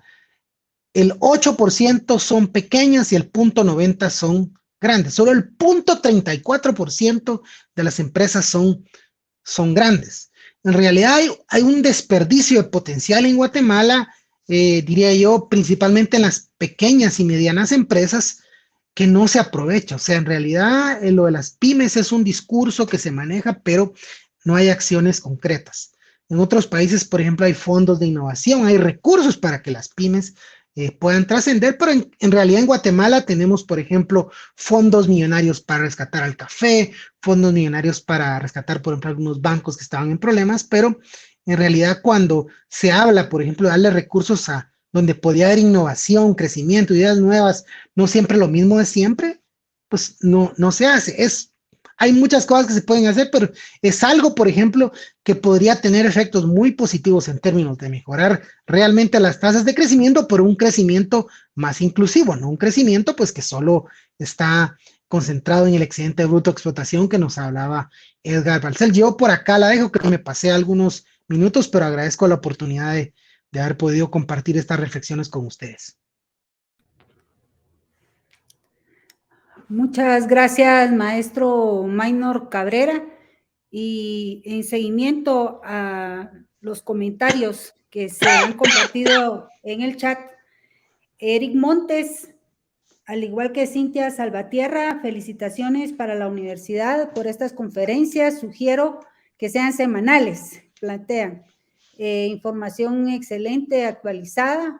De igual manera, surgen algunas felicitaciones por parte de William Roberto Escobar, muy interesante la exposición, y plantea la siguiente interrogante al maestro Edgar Balcells. Con esta crisis política y de justicia, como dijo el ministro de Finanzas, hoy se vendría inversión extranjera. Si estamos ante un narcoestado fallido, ¿cree que vendrá capital de empresas internacionales? Pregunta Eric Montes.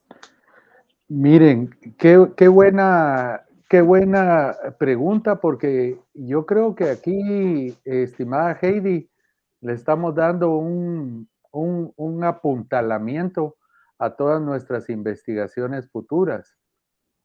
Recordemos que estas cuentas nacionales vienen desde 2013. E incluso nosotros nos comenzamos a acercar a la Facultad de Ingeniería, ahí al posgrado de Ingeniería que está cerca de las oficinas de INUSAC, precisamente para ir haciendo más análisis cuantitativo de todo esto. Y yo he venido sistematizando el tema de las cuentas nacionales. Hay un tema que yo quisiera, antes de responder, preguntarle a Maynor, porque Maynor hizo su presentación basado en un supuesto como que ese 8% es certero. La investigación que yo estoy haciendo es que estoy poniendo muchas dudas en esos cálculos de ese 8%, estimado Maynor, y no solo del INE, sino de las propias cuentas nacionales que está manejando el Banco Guatemala. O sea, el propósito de mi artículo es ese, que a lo mejor no es cierto ese 8% que está dando por sentado el Fondo Monetario Internacional, etc. Bueno, ahora, en la pregunta que hacen los compañeros, hay un tema que yo me he planteado y que lo he venido rastreando a partir de esto, que es la interrelación que hay entre las remesas, que es una pregunta que seguro va a venir, y las cuentas nacionales. Y eso tiene que ver con la estructura de la información de la balanza de pagos del país. Quiero indicarles que hay un economista joven de apellido Moreira. El día de ayer estuvo siendo entrevistado en Fíjese qué, con Daniel Giring, y es un profesional que está sacando una maestría en Dubái. Y él hizo un interesantísimo análisis de la balanza de pagos de Guatemala, dentro de la cual yo, por falta de tiempo, yo ahí necesito más ayuda. Ahí a lo mejor con Minor podemos ir trabajando estos aspectos, porque la balanza de pagos, lo que me llama la atención es lo que se denomina la cuenta que equilibra a la cuenta corriente. O sea, las remesas entran por parte de la cuenta corriente, es parte de la cuenta corriente. Entonces, anteriormente, en los años 70, teníamos un alimento del equilibrio por la cuenta capital. O sea, en esa cuenta capital está el ingreso de capitales y la inversión extranjera directa. Resulta ser que en este análisis que hace Moreira, y que escudriñó mucho sobre la inversión extranjera directa, él lo que muestra es que si no se hubiera dado ese merging, esa fusión y adquisición de Millicom, que es producto de todos esos chapuceos institucionales que habla Minor Cabrera. O sea, Millicom viene de una serie de arreglos que se hicieron desde el gobierno de Vinicio Cerezo, en donde quien era el ministro de Comunicaciones de Vinicio Cerezo tuvo la gran listura de apoderarse de todo el sector de telecomunicaciones, y luego se fue privatizando a través de Comcel, y él se quedó con un gran cúmulo de inversiones, en donde luego de la privatización de Guatel vino todo el auge de la telefonía celular, y ahora sale Tigo y se vende. Entonces, lo que indican, siguiendo ese hilo conductor que dice Minor, es que él ya mostró que en la parte social, si se hace un análisis del PIB desde un punto de vista social, hay muchos rezagos en ese plano, y si se hace un análisis desde el punto de vista de la balanza de pagos, no es cierto que están viniendo capitales, como lo decía concretamente. Y tú sabes, Heidi, que a veces yo hablo de nombres y apellidos porque mis profesores en la Universidad de Salamanca, pues así me enseñaron. Pero el señor Maluf, por ejemplo, que ya no está en el Ministerio de Economía, era alguien que encumbró mucho todo el esfuerzo de reactivación, y que mencionó que a través de ese esfuerzo de reactivación, en donde ellos sacrificaron el confinamiento y la protección social a la reactivación del país, y dentro de esos indicadores que tiene Minor, seguramente él mostraría que estamos casi a los niveles de Haití en términos de vacunación. Entonces, en términos de inversión extranjera directa, ese trabajo de Moreira, que yo propondría que lo publiquemos en la revista de análisis de la realidad nacional, con autorización de él, y que lo analicemos aquí, lo que él muestra que si no estuviera la inversión de Millicom, casi no se hubiera tenido inversión extranjera directa. Se habla de unas maquilas, yo había investigado que eran unas maquilas coreanas, etcétera.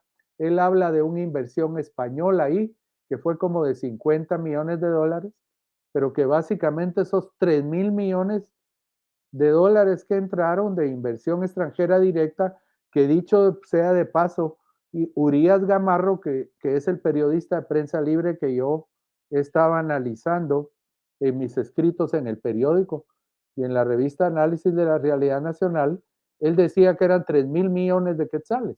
Pero si se toma esa transacción de Millicom, que también habría que verla en términos de cuánto, en términos impositivos, dejó al país, porque se hizo en la Bolsa de Luxemburgo, y eso lo dejaría para otro foro, porque ahí hay muchos temas de economía opaca que debiéramos ver, pero no está viniendo la inversión extranjera directa, y eso tiene que ver con ese análisis de economía política que hizo Minor, y de temas que se tratan en la revista de análisis de la realidad nacional, que aquí la tengo, de que si no se tienen buenos arreglos institucionales en el plano de la seguridad y la justicia, no va a venir la inversión extranjera directa de calidad.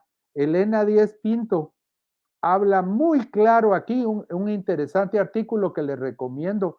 Yo veo que aquí hay ingenieros, profesores de la Facultad de Ingeniería viendo. Yo le mando un saludo a Krista Clason, que es una profesora de la Facultad de Ingeniería que veo que está aquí.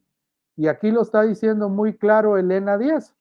Si no nos encarrilamos a lo que es la hiperautomatización, al Internet del comportamiento, al perfeccionamiento humano, al Internet de las cosas, a las nubes híbridas, a la autonomía de los objetos, al blockchain, a la inteligencia artificial y la cyber security, al edge computing, a la tecnología 5G, que dicho sea de paso, es lo que Tigo ha estado bombardeando, que no entremos a esa tecnología 5G, al desafío del cambio climático, a la descarbonización de industrias con tecnología 5G. No tenemos la tecnología 5G, al Wi-Fi 6, al chatbot, al análisis de datos y toma de decisiones. Y todos esos temas, estimada Heidi, lo único que va a venir es una inversión extranjera directa de transpiración, de explotación de la fuerza de trabajo, que eso es un poco el modelo de la export, las industrias meloneras, el solo empacado de productos de frutas y verduras en supermercados. Eso no es el tema del salto que debemos dar. Se tiene que tener una política industrial de nuevo cuño para dar ese salto de inversión extranjera directa que se necesita. Así respondería yo a esa pregunta. Son varias las interrogantes que se plantean y por cuestión de tiempo voy a trasladar la siguiente pregunta al maestro Maynor Cabrera. Esta pregunta fue realizada por Manuel Antonio Ordóñez Campos. Excelente exposición del doctor Balcells. Mi pregunta es, ¿cómo quedaríamos si al PIB 7.5% le restamos el ingreso de remesas? Bueno, es que la situación está en que las remesas son pues, una fuente de financiamiento muy importante del consumo en Guatemala. Pero, de hecho, definitivamente, pues sería, imagínense si no tuviéramos las remesas, primero pasarían dos cosas. Uno, pues definitivamente no teníamos, Guatemala recibe más dinero de remesas que de las exportaciones, o sea, definitivamente es como que nos quedáramos sin exportaciones. Imagínense algo totalmente catastrófico, por un lado. Pero imagínense ustedes qué pasaría en Guatemala si no existiera esa válvula de escape para que la población al menos pudiera soñar con una mejor vida, porque el problema es de que también todo este tema del 8% son a la larga cuentos chinos, porque, ¿por qué? Porque aunque pueda uno no cuestionar que Guatemala creció 8% en un año, bueno, crece 8% más o menos alguna diferencia, porque viene de una recesión, pero ese es un dato aislado, es un dato que no nos dice nada. Entonces imaginémonos, pues bueno, la población no tendría muchas oportunidades que no está teniendo en Guatemala, y definitivamente ahí sí que sería como tener, imagínense, con un motor de 4 aviones, tenerlos sin dos motores, porque prácticamente el turismo se aprovecha muy poco en Guatemala. La inversión extranjera, lo que el artículo de Moreira que decía prácticamente lo de Tigo fue, pues bueno, el propietario era Mario López, que tenía su dinero fuera de Guatemala, y pues hicieron un cambalache de dinero en otro país. Ahí sí que no se está comprando maquinaria nueva al país. La inversión extranjera, la mayor parte es reinversión de utilidades, no es que venga extranjeros a meter su plata, sino simple y sencillamente con lo que ganan, con lo que invierten acá, pues con eso invierte. Entonces sería como un motor de 4 aviones sin esos dos Los aviones, un poquito respondiendo rápido a lo de Edgar. Bueno, tenemos que entender varias cosas. Uno, por un lado, está el tema que las estimaciones del banco son aproximaciones. A la larga uno no sabe qué tanto difieren de la realidad, pero siempre van a ser aproximaciones. Cuando se cambiaron las cuentas generales, no estas, sino las anteriores, el PIB estaba sobreestimado un 40%. Entonces, eso es lo que pasa. Por eso a veces tienen que estar reajustando las bases porque a veces hay incentivos. En el Banco de Guatemala hay técnicos muy serios y todo, pero obviamente pues siempre está, digamos, el incentivo de ver el vaso más lleno de lo que está. Y ese es uno de los problemas a veces con la banca central, el Fondo Monetario, que más que dar una evaluación, porque se guardan mucho las malas noticias y las buenas noticias las dicen con mucho entusiasmo. Entonces se vuelve una especie de, decían una vez una evaluación del fondo, una especie de cheerleaders de la economía, pero no lo son. O sea, la economía debería tener sus propias bases por las cuales tienen que ser sin necesidad de ese motivar, de ese Ogmandino, César Guzmán, que se cree que es el Banco Central. Pues yo ahí lo dejaría. Gracias. Siguen otras interrogantes. Óscar Alfonso Carías Ortega plantea el incremento de los cereales y materias primas por la especulación que generan las guerras, ¿qué impacto tendrán en las condiciones de vida de la población guatemalteca? ¿Vas minor o quieres minor o...? Adelante, Edgar, hacemos con el orden. Bueno, un tremendo impacto porque evaluemos esa adición que dio Minor Cabrera. Miren qué interesante el análisis de él, porque él se ocupó en un análisis ya más detenido de la distribución del ingreso a través del PIB. Entonces, la respuesta es, y algo que nos está preocupando en el IMNUSAC, que es el desarrollo rural integrado y el de los grupos de la economía popular. O sea, hay un estrato de asalariados que no son precisamente los asalariados con pactos colectivos, que yo diría que son también parte, Maino, no sé si compartes esa idea, pero aquí hay un grupo de sindicalistas y asalariados que también participan muy activamente de ese regateo de instituciones, etcétera, a través de pactos colectivos. Ellos pueden ir recuperando el poder adquisitivo, pero la mayoría, la inflación a lo que afecta es a quien tiene ingresos fijos. Por eso es que vemos esas hiperinflaciones en la Argentina y en el cono sur. Ahí dice Minor que estudió en Chile y él lo sabe bien porque es lo que se llama la inflación por el lado de los costos, porque donde hay una organización sindical, los sindicalistas van empujando la indexación de su salario. Por eso es que tenemos que tener mucho cuidado en lo que hace el INE y la definición de los salarios mínimos. Pero lo que yo hago ver en mi artículo, y que lamentablemente ya no tenemos tiempo para profundizar en ello, es que lo que existe, y existe una gran debilidad de los técnicos del Banco de Guatemala, y eso sí lo puedo decir bien claramente, es que ellos no tienen experiencia en la economía laboral ni en las estadísticas que ha venido profundizando la OIT en lo que se denomina el sector informal de la economía. Entonces, en Guatemala hay un altísimo estrato que incluso analizando las cuentas nacionales de Costa Rica y de Guatemala, Costa Rica no tiene ese sector de ingreso mixto bruto tan alto como lo tiene Guatemala, y es la población informal. Entonces, en los análisis que yo he hecho fuera del INE, se aplica algo que en microeconomía se llama la ley de Engel, que indica que mientras más bajos son los ingresos de la familia, del hogar, más alto es el porcentaje que se dedica a la alimentación. Entonces yo he hecho investigaciones en el medio rural en donde el peso de la comida llega a ser más del 50% del ingreso. Entonces, eso quiere decir que el impacto que tiene una crisis de granos básicos, una crisis de fertilizantes, y que eso ha sido muy bien caracterizado.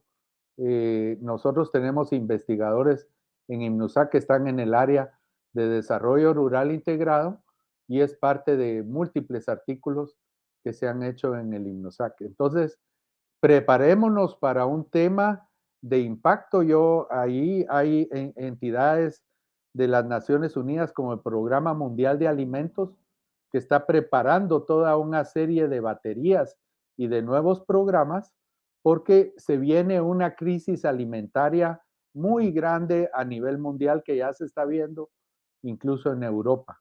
Entonces, este tema de la inflación, que no lo tocamos mucho aquí, pero hay que hacer una caracterización de lo que va a ser el PIB a futuro. Y tenemos que hacer también, es otra tarea que tenemos en las universidades y en INMNUSAC, y me imagino que en Plaza Pública y en la Landívar también, de ver las aristas que tiene la escalada inflacionaria que se está viniendo, porque es una escalada que no tiene propiamente unas causas tan solo monetarias, aunque había un dilema aquí con los monetaristas también, de que ellos le atribuyen al presidente Biden mucho de la batería de instrumentos de política fiscal, toda la distorsión que se está viendo en los mercados. Yo vengo de otra escuela y lo relativizo más, pero lo que sí quiero indicar es que esto nos lleva a la necesidad de diseñar instrumentos de protección social muy importantes que tienen que ver aquí con las universidades y con entidades como el Ministerio de Desarrollo Social. O sea, una protección social que se llama de segunda generación, que es un tema que nos viene junto con la renovación de los sistemas de la salud. Eso es lo que yo podría responder ahorita, maestra Heidi. Hay otra interrogante, dice, y tal vez me gustaría, si es factible, el maestro Maynor Cabrera, ¿por qué la inflación en Guatemala no ha crecido tanto según cifras del Banco de Guatemala por la pandemia?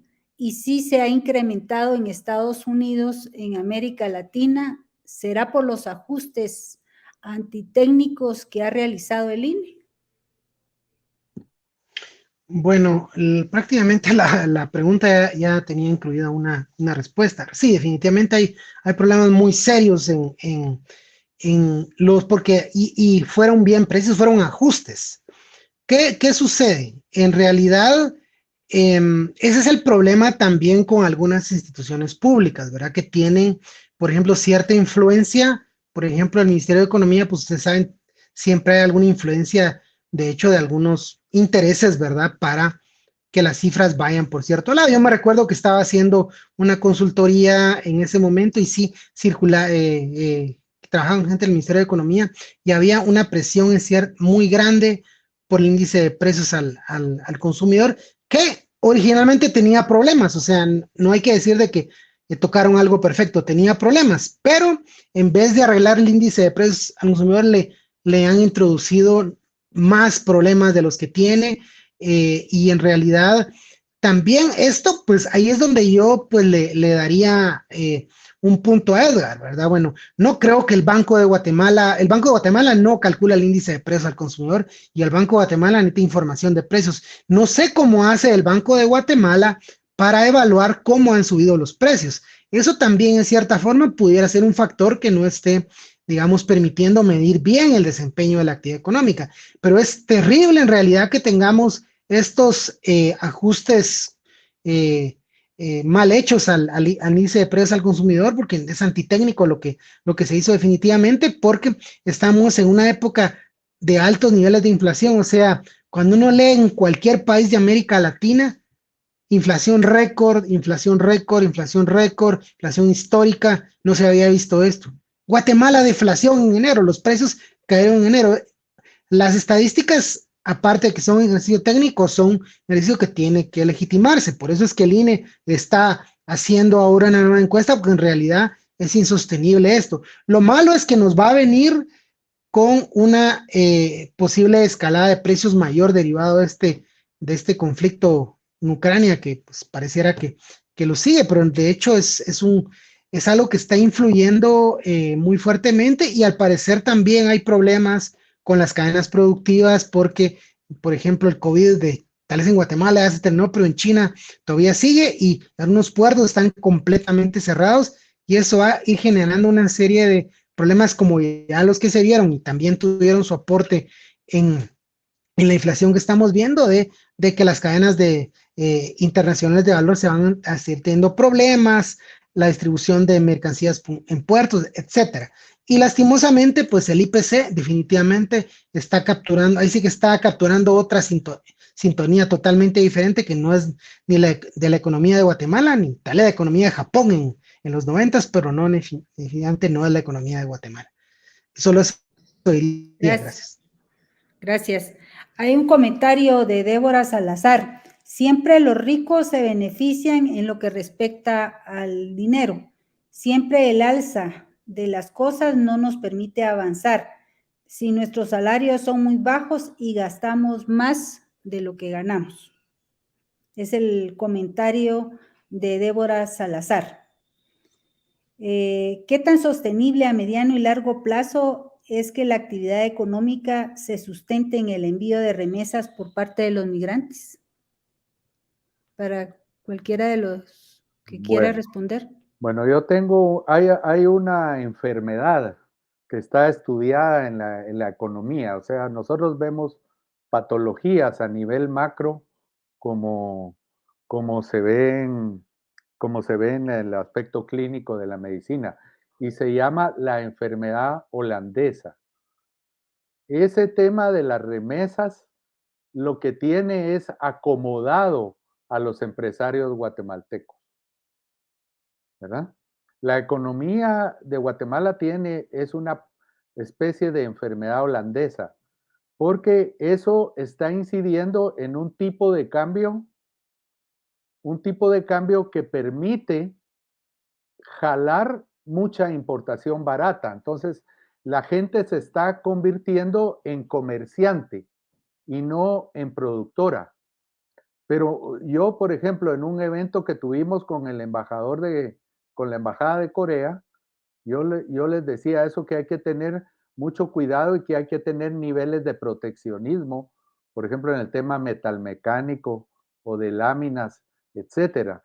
Hay una tremenda falta de apreciación y muy ideológica en las entidades que están proponiendo política económica, a decir, rebajemos aranceles, porque al rebajar aranceles nosotros motivamos únicamente y básicamente al comerciante, y estamos desindustrializando el país y estamos mal utilizando una divisa que no es parte de esas exportaciones que como muy claramente lo indicó Maynor, sino es un esfuerzo del sudor del migrante.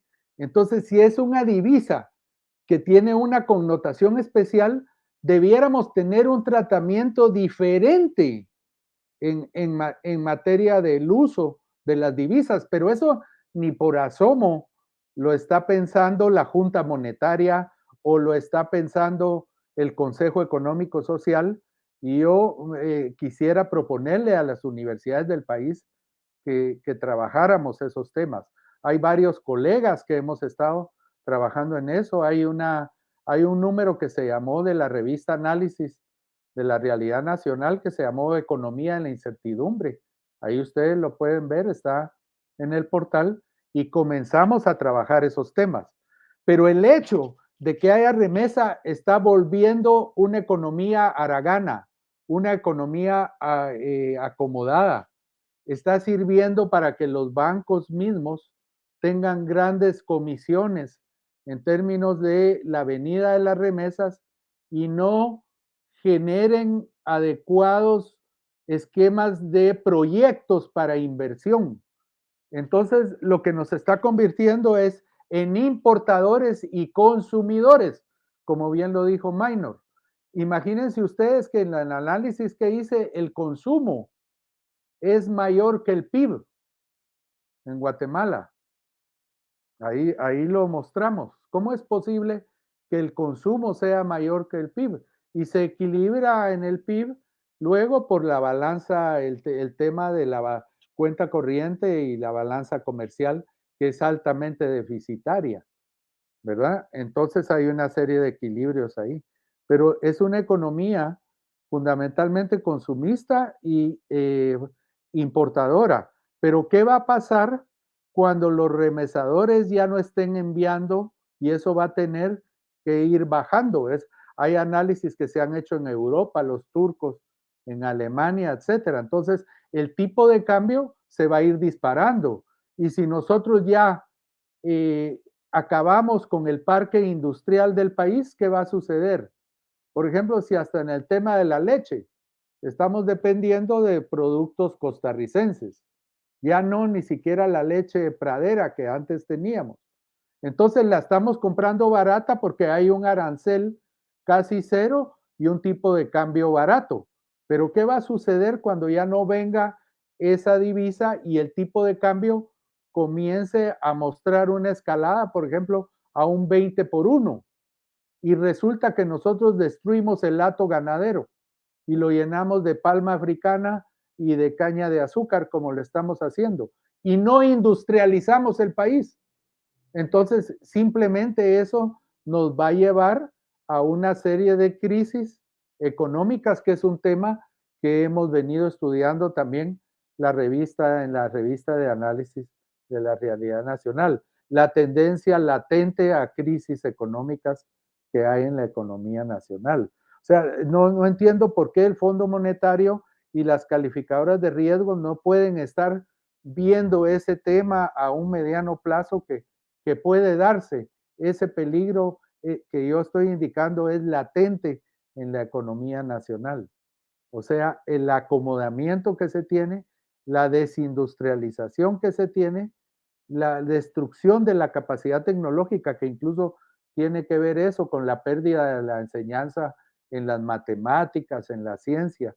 Lo que estamos formando es importadores, consumidores, que lo produzca Corea, que lo produzcan los chinos, los tailandeses, y nosotros somos una simple paraíso fiscal tipo las islitas estas del Caribe. No puede, ese modelo, maestra Heidi, con eso termino, no es sostenible para Centroamérica. Hay una última pregunta por cuestiones de tiempo. Y entonces indica qué impacto podría tener la aprobación de la ley de competencia para el desarrollo económico, dado que la producción nacional es realizada por monopolios y oligopolios. Bueno, en realidad sería positivo que se aprobara una ley de competencia en Guatemala. De hecho, somos el único país de América Latina que no la tiene, ¿verdad? Y eso es, digamos, un poco yendo a la lógica esa de la tasa de extracción, algo de esto podría explicarlo, ¿verdad? Bueno, el tema es que, bueno, esto pensemos más o menos a nivel institucional. Es como tener un ministerio público prácticamente que vele el tema de la competencia. Pero obviamente, pues, las instituciones son sujeto de captura. En el caso de Guatemala, definitivamente sería positivo que exista, pero diría yo, también con la institucionalidad que tenemos ahorita, sería muy fácil también que se fuera una institución nada más de cartón, ¿verdad? Como es el Ministerio Público en la actualidad, e incluso que les dijera yo, pues se pudiera volverse un botín político, pero creo que como Guatemala está tan atrasado en ese tema, las expectativas que podríamos tener, bueno, es tener una institución autónoma, ¿verdad? Eso sí, que lograra formar técnicos, que lograra tener información y que, bueno, en un futuro, pues, lograra, pues, ir al menos evitando abusos que se hagan en la competencia, porque eso también es parte de lo mismo, de evitar que compitan en un mercado para quedarse siempre con toda la tajada con toda la tajada del mismo, ¿verdad? Eso podría, yo creo que ayudar mucho, pero también hay que saber que solo el hecho que exista no quiere decir de que va a funcionar. De hecho, en Estados Unidos hay una institución, el tema de competencia, que pues tiene muchísimos años de estar y ha tenido distintos vaivenes, ¿verdad? Hay momentos en los cuales, pues sí, definitivamente quebró monopolios. Y momentos en los cuales, pues prácticamente ha ido, no, que el mercado va a solucionarlo todo. En realidad pueden haber distintas filosofías detrás de esto, pero yo creo que a la larga sería bueno porque el país podría tener una institución que empezara, por ejemplo, porque es parte de lo que tiene que tener una institución de estas, la abogacía de la competencia, de dar a conocer por qué es importante la competencia en un mercado y por qué es malo en realidad que no exista esto y cómo daña en realidad el bienestar de no solo de las empresas, sino también de los consumidores en general. Eso diría yo. Gracias. Bien, muchas gracias. Agradecerle realmente por la intervención y no cabe duda que la academia genera espacios de debate y discusión. Construimos pensamiento crítico, pero lo fundamental es construir propuesta. Y tal como lo planteó el doctor Edgar Balcells, la Universidad de San Carlos de Guatemala ha construido su agenda estratégica. Quienes toman decisiones y no tienen una lectura de la realidad nacional, y hoy pudimos ver realmente las cifras y qué nos dicen y descomponer el todo en sus partes y darnos cuenta de la importancia de ir fortaleciendo esa estructura productiva para ir creando ese desarrollo integral y sostenible. De ahí la importancia de diversificar la economía, generar una inversión pública, pero que exista una coherencia en términos de esa inversión para generar esa mayor productividad. El gran debate es ese crecimiento económico debe promover una redistribución social y es ahí donde necesitamos nosotros políticas públicas con una visión estratégica para generar ese bienestar común. Quiero invitarles a nuestro próximo webinar que está programado para desarrollarse el día jueves 5 de mayo a la misma hora, a las 10 horas, y invitarles a que continúen sintonizando la presentación de nuestra revista número 38. Pueden obtenerla de forma gratuita en el edificio S11, en el Salón 100 y 103, Ciudad Universitaria, Zona 12, y también la pueden consultar en www.ipn.usac.edu.gt, imnusac@gmail.com. Así que agradecemos a Educación Continua, al maestro Maynor Cabrera y desde luego al doctor Edgar Balcells, y agradecer las preguntas, comentarios vertidos en relación al webinar. Que tengan muy buena tarde. Muchas gracias. Feliz tarde.